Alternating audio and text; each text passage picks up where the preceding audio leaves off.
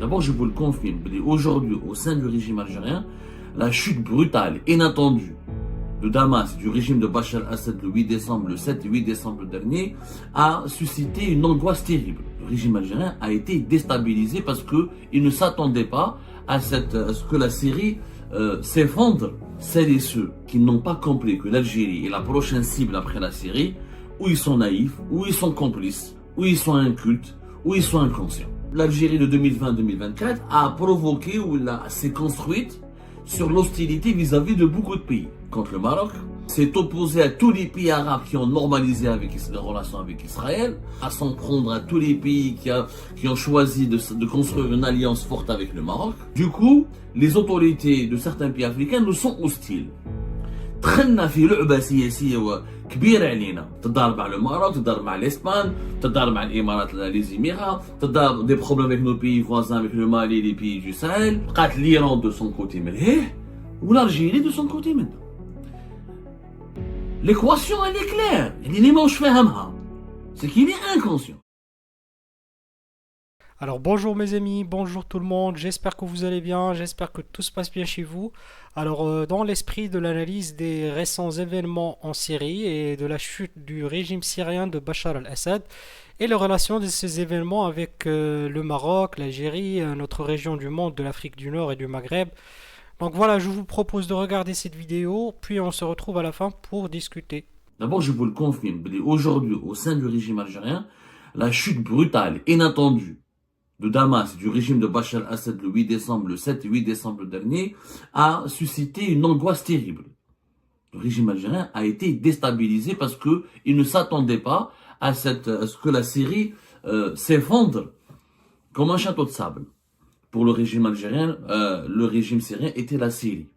Et que la rébellion manipulée par des puissances étrangères, le régime algérien a toujours été un soutien à Bachar al-Assad. Sauf qu'il y avait une évolution dans la position algérienne.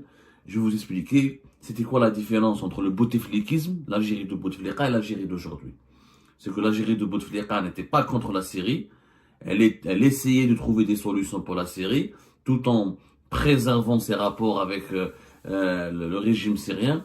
Elle ne s'est pas alignée systématiquement sur ses positions. L'Algérie d'aujourd'hui, elle s'aligne systématiquement sur la position, elle s'est alignée systématiquement sur la position de Bachar al-Assad et elle a discrédité, décrédibilisé et pour ne pas dire insulté et dénigré ses opposants. Maintenant, nous sommes dans une posture compliquée sur le plan national et international. Et je vais lancer un message aujourd'hui extrêmement important. Et je vous prie de partager cette émission partout. J'appelle, mais vraiment, sérieusement, et vraiment, tous mes compatriotes, algériennes et algériens, à partager cette émission parce que je lance un appel à un comité de sages. Aujourd'hui, si on veut éviter la crise, si on veut éviter un scénario d'une crise syrienne ou d'une crise à la syrienne, voilà. Si on veut éviter un scénario d'une crise à la syrienne en Algérie, il est urgent de mettre en place un comité de sages. Un comité de sages, c'est-à-dire des personnalités nationales réputées pour leur patriotisme, pour avoir servi l'État et le pays durant toute leur vie, réputées pour leur notoriété publique, pour leur intégrité morale et pour leur influence sur les appareils de décision de l'État. Ce comité de sages doit absolument aller organiser des rencontres et des entrevues, parler avec Saïd Chengueleha, le chef d'état-major de l'armée, et Abdelmadjid Tebboune, le chef de l'État. Avant de vous expliquer cela, cette initiative à laquelle que je propose, d'abord revenons de façon très claire et très précise et très directe pourquoi celles et ceux qui n'ont pas compris que l'Algérie est la prochaine cible après la Syrie, ou ils sont naïfs, ou ils sont complices, ou ils sont incultes, ou ils sont inconscients. L'Algérie est une cible pourquoi?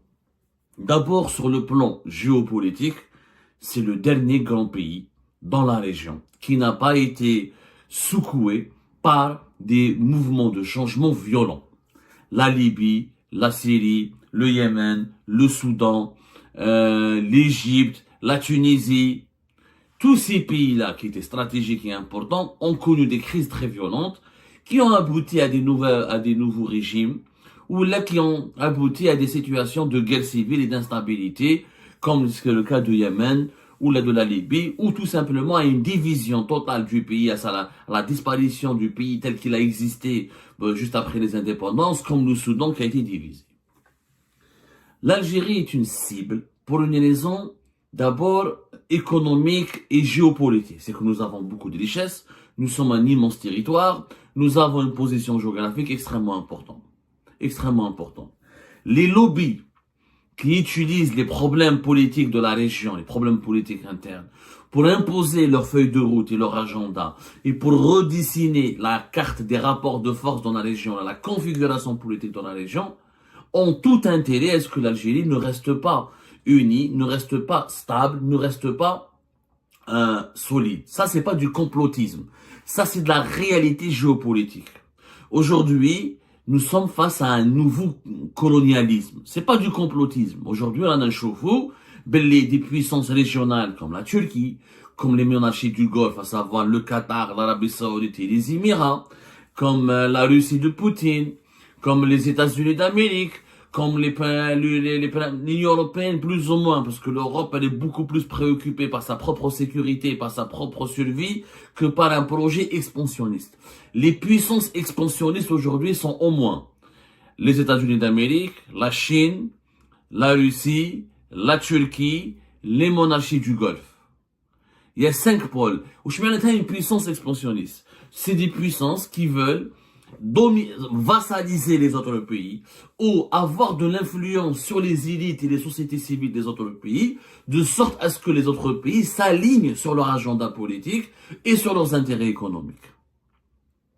Ça, c'est une réalité. L'humanité a toujours fonctionné, l'histoire de l'humanité a fonctionné de sorte à ce que il y a toujours eu des puissances, des empires, des royaumes qui ont voulu dominer les autres pour s'enrichir, pour se renforcer leurs intérêts, pour garantir leur propre sécurité et pour imposer leur puissance.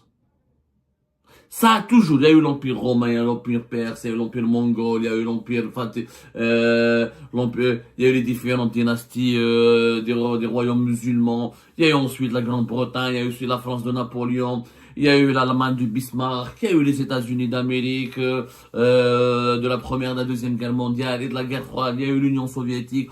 L'humanité a toujours connu des puissances hégémoniques qui veulent imposer une hégémonie pour justement se renforcer, se construire une puissance et imposer leur manière de voir ou leur mode de gouvernance dans l'ordre mondial. C'est l'histoire de l'humanité qui est comme ça. Le monde n'a jamais été multipolaire. Le monde, malheureusement, a fonctionné toujours entre des puissants et des faibles qui sont dominés par les puissants. Le problème de l'Algérie actuellement, c'est que le régime qui a succédé à Bouteflika a adopté une approche qui s'avère aujourd'hui catastrophique. Sans vouloir nommer les personnes, sans vouloir, parce que ça ne sert à rien de s'attaquer à Tebboune aujourd'hui, ça ne sert strictement à rien. Ce qui a été fait, ce sont les choix qui ont été faits. Les choix de la nouvelle Algérie, de 2020 à 2024, étaient de construire des approches brutales et de s'aligner sur auprès de certains pays au détriment des autres, et l'Algérie de 2020-2024 a provoqué ou s'est construite sur l'hostilité vis-à-vis de beaucoup de pays. L'hostilité beaucoup plus grave, beaucoup plus accentuée, beaucoup plus brutale contre le Maroc. Nous avons la nouvelle Algérie à diaboliser, vilipender, insulter, comment dirais-je, s'est opposé à tous les pays arabes qui ont normalisé les relations avec Israël. Ensuite, l'Algérie a commencé dans l'approfondissement de ses relations conflictuelles, de son animosité à l'égard du Maroc, à diaboliser ou à s'en prendre à tous les pays qui ont choisi de construire une alliance forte avec le Maroc. Et avec nos voisins africains, on a pratiqué une politique aussi violente et brutale, où on s'est ingéré dans certaines affaires internes, on a construit des alliances avec certaines parties internes au sein de certains pays africains, comme par exemple les Touaregs séparatistes au nord du Mali. Du coup, les autorités de certains pays africains nous sont hostiles. La nouvelle Algérie, contrairement à l'ancienne Algérie de Bouteflika, elle est beaucoup plus elle a voulu s'affirmer sur la scène géopolitique mondiale de façon maladroite, puisqu'elle a décidé d'être brutale et elle a fait des alliances avec les mauvaises parties. De 2020 à 2022, l'Algérie a voulu faire alliance avec la Russie de Poutine pour contrecarrer le Maroc qui avait fait une alliance avec Israël. Et de 2020 à 2023 jusqu'à 2024, l'Algérie a diabolisé les Émirats Arabes Unis, elle a diabolisé tous les pays qui ont fait alliance avec le Maroc comme l'Espagne. On a pratiquement rompu nos relations avec l'Espagne. Aujourd'hui, la France, elle a rejoint le camp du Maroc. On est en train de diaboliser la France et de remettre en cause nos bonnes relations avec la France. Du coup, on se retrouve isolé parce que les puissances sur lesquelles on a voulu s'adosser, t'es trop dans une guerre d'influence. Quand tu veux t'imposer sur la scène internationale, ou tu as deux choix, ou tu es suffisamment puissant sur le plan économique et sur le plan militaire et sur le plan culturel pour imposer ta vision, pour imposer ta feuille de route, ou tu n'es pas suffisamment puissant, tu fais des alliances avec des puissances qui vont t'aider à te repositionner. L'Algérie n'est pas puissante économiquement, on n'est pas la Turquie.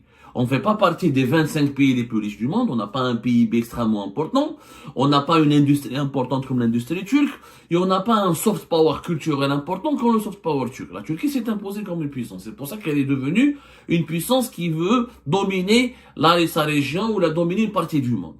Qu'est-ce qu'on a fait? La nouvelle Algérie, elle a décidé de se rapprocher d'abord de la Chine et de la Russie. On a voulu entrer les BRICS.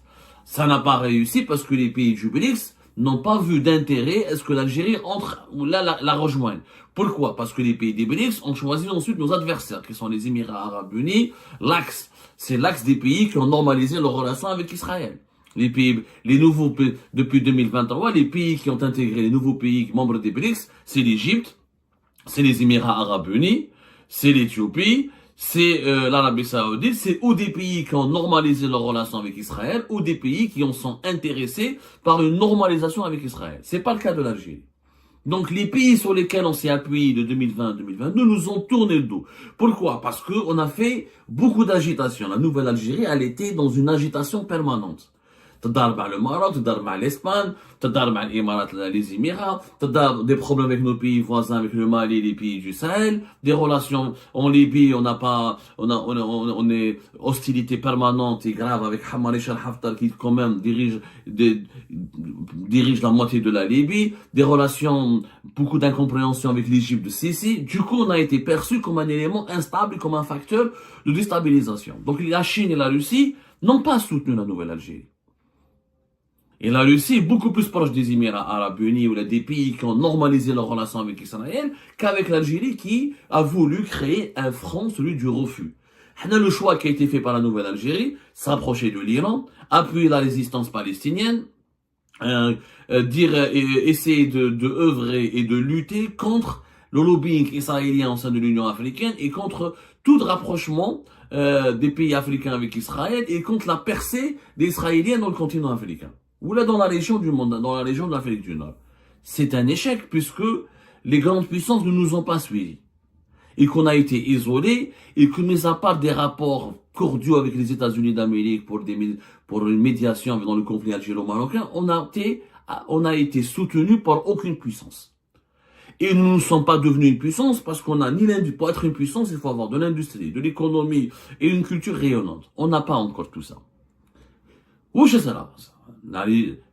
La Syrie qui était le dernier verrou du front d'opposition à Israël, avec l'Iran, a sauté.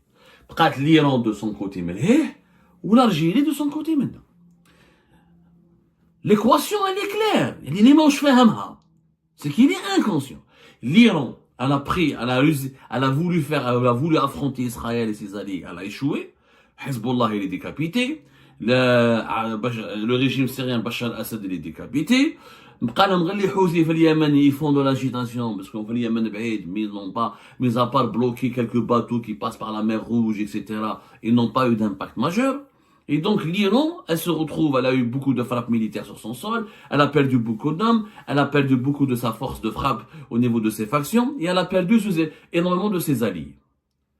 L'Algérie n'est pas en confrontation directe avec Israël. L'Algérie est en confrontation directe avec ses alliés, qui sont essentiellement le Maroc et les Émirats Arabes Unis dans la région. Qu'est-ce qu'on a gagné? Absolument rien. Le Maroc, il est de plus en plus influent parce que même la France, l'Espagne, les États-Unis d'Amérique reconnaissent le plan d'autonomie marocain, et même, pour ne pas dire la souveraineté du Maroc sur le territoire du Sahara occidental.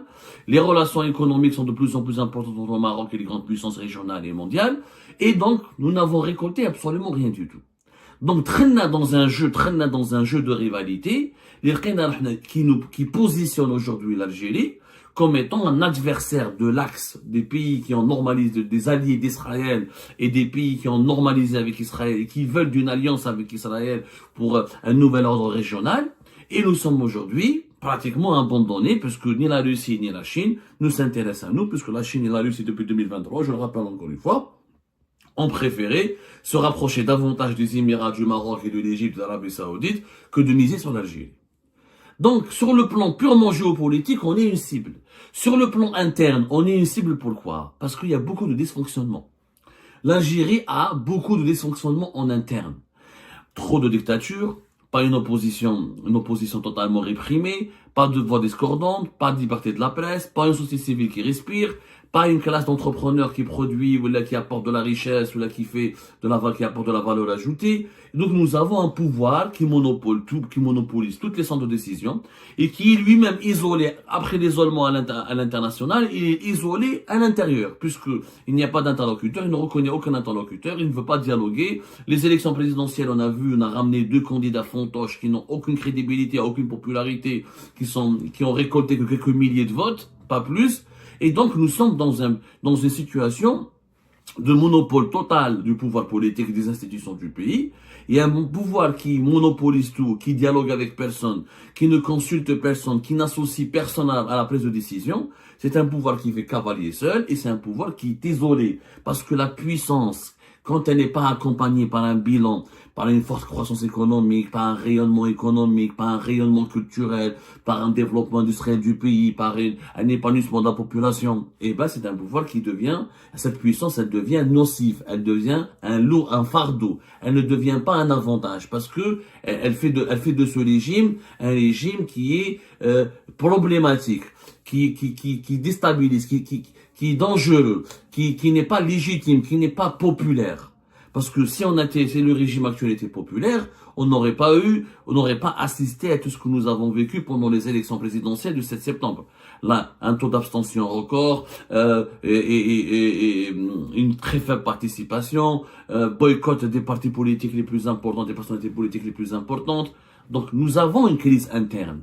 La crise interne, elle est là. Si le pouvoir était faible, si le pouvoir était fort plutôt, pourquoi il mettrait 155 généraux et colonels en prison?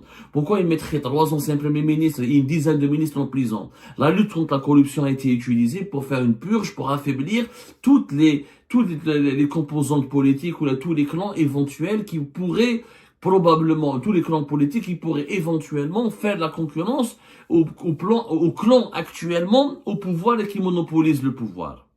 Donc il y a une crise interne. Et ben voilà les amis, c'était ça. Je vous remercie comme d'habitude pour avoir suivi cette vidéo jusqu'à la fin et toutes nos vidéos. N'oubliez pas de vous abonner à la chaîne si vous n'êtes pas encore abonné, de nous laisser vos commentaires et vos réactions sur le sujet de cette vidéo étant bien sûr la chute du régime syrien qui a bouleversé le régime algérien. Et cette fois-ci, eh ben, les choses sont de plus en plus sérieuses et l'équation, comme le dit Abdou, est très claire, hein. Après la chute du régime syrien, il ne reste plus que l'Algérie avant l'Iran, carrément. Donc, qui sont les pays dans la région qui vont à l'encontre de toute la stratégie régionale et même plutôt ça va dans un échiquier mondial, hein, si on parle du Proche-Orient et du Moyen-Orient, et si on veut y rajouter aussi le Maghreb et les puissances mondiales et qui jouent sur un échiquier international, donc voilà, c'est plutôt une influence internationale et c'est un jeu d'échecs mondial. Donc le positionnement de l'Algérie est vraiment très délicat, surtout en ce moment. Alors Abdou l'explique de façon très éloquente, avec des arguments qui sont bientôt bien réfléchis et bien poussés qu'on connaissait tous. C'est que la stratégie de l'Algérie, à partir de 2020-2021, depuis que Tebboune a vraiment pris le pouvoir, c'est d'aller juste, c'est le refus total de toute initiative de paix ou de médiation avec le Maroc, que ce soit avec le Maroc, les Émirats, tous les voisins de l'Algérie. L'Algérie s'est créé des ennemis gratuitement, déjà, et elle n'a fait que qu'empirer les relations mauvaises qu'elle avait déjà avec son voisinage et historiquement. Donc, au lieu d'aller vers la paix et de prendre l'opportunité d'un changement du système et d'un passage du pouvoir de Bouteflika à Tebboune, c'était une occasion pour transformer l'Algérie, pour transformer le système de l'intérieur, pour au moins essayer, pour au moins trouver. Mais non, ils ont fait le contraire. Ils sont allés vers plus d'agressivité, c'est pas comme ça qu'on s'affirme sur la scène internationale. Ça, comme le dit Abdou très, très bien, on n'est pas une puissance. L'Algérie n'est pas une puissance pour affirmer un agenda géopolitique propre à elle sur la région et sur le monde. Elle ne joue pas un jeu d'alliance, elle veut faire cavalier seule, mais elle n'a même pas les moyens et les propriétés qu'il faut pour pouvoir mener ce genre de jeu. Et dans tous les cas, il faut des alliances. Dans tous les cas. Mais selon la force, selon sa position dans le monde, le choix de ces alliances doit être bien réfléchi aussi selon d'autres paramètres. Mais l'Algérie est vraiment ce jeu, elle ne le comprend pas et elle le joue très très mal. Donc c'est ça le problème vraiment géopolitique de l'Algérie et ça s'accentue et on peut le voir très très clairement avec sa rivalité avec le Maroc et son agressivité à l'encontre du Maroc et comment elle s'est mise dans une situation complètement difficile en faisant ce bras de fer avec le Maroc qui est complètement inutile pour l'Algérie, qui est contre-productive et qui lui fait perdre beaucoup qu'elle va jamais pouvoir gagner. Elle a perdu toute crédibilité avec le voisinage et même sur la scène internationale. Et elle a perdu encore plus davantage d'influence. Et c'est ça qui est... même les partenaires traditionnels, disons, de l'Algérie, se distancent vis-à-vis de l'Algérie. Et de plus en plus, les 2 et 3 dernières années, comme on le voit avec la Chine et la Russie. Donc, à chaque fois, on dit ça va, cette fois ils vont apprendre leur leçon, cette fois ils vont comprendre le message, cette fois. Mais là, je crains fort que c'est peut-être le dernier message ou la dernière opportunité pour se rattraper, c'est d'apprendre un petit peu de ce qui est arrivé à Bachar al-Assad après des dizaines d'années au pouvoir. Donc il faut vraiment trouver une nouvelle formule de gouvernance. L'autoritarisme, la dictature, ça marche plus. Et c'est pas avec des discours guerriers et des discours de consommation locale qu'on va impressionner la communauté internationale ou qu'on va changer quoi que ce soit. C'est plutôt avec l'économie, avec le travail, avec des partenariats gagnant-gagnant, avec de la vraie géopolitique qu'on peut se construire des alliances et des amis à travers le monde. Et oui, il y a des amitiés, mais c'est un autre degré aussi, parce que après des... Bon, je vais pas me perturber avec ça, mais bon. Donc, il faut trouver... L'Algérie doit vraiment se corriger. Il faut se corriger, les mecs. Donc voilà, je vous remercie pour votre soutien à notre chaîne. Je vous remercie pour avoir suivi cette vidéo jusqu'à la fin. Et à la prochaine dans une nouvelle vidéo. Au revoir.